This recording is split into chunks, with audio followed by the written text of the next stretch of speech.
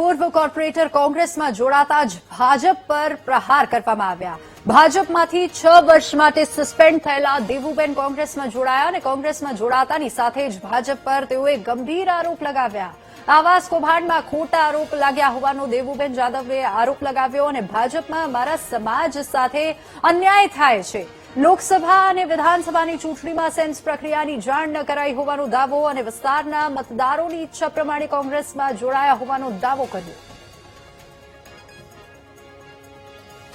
ભાજપમાં ચૂંટાયા 2 વખત અને પહેલી વખત કરતા બીજી વખત એના કરતા પણ જાજા મતે ચૂંટાયા હતા અને અમે લોકોની સેવા કરી એવી રીતે જેવી સેવા કરી એવી રીતે અમને મત મળ્યા। અમે લોકોની સાથે રહ્યા, લોકો અમારી સાથે છે અને અત્યારે અમે બધાને પણ હારે રાખી અને બધી પૂછી અને અમે કોંગ્રેસનો ખેસ ધારણ કર્યો છે કે તમે લોકો અમે તમારું કામ કર્યું હોય તો તમે અમારી હારે રહ્યો, તો બધાનો સાથ સહકાર લઈ અને અમે કોંગ્રેસનો ખેસ ધારણ કર્યો છે।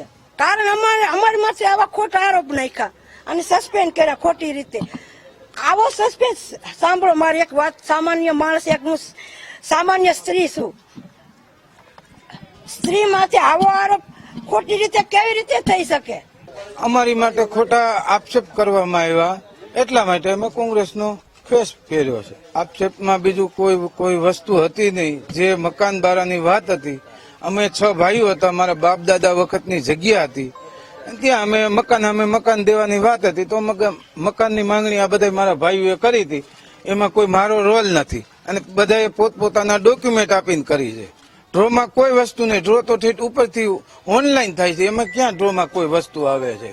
હા, 100% લાગે છે એનું કારણ કે અંદર ભાજપની તાનાશાહીના હિસાબે અમને આ બધું કરવામાં આવ્યું છે।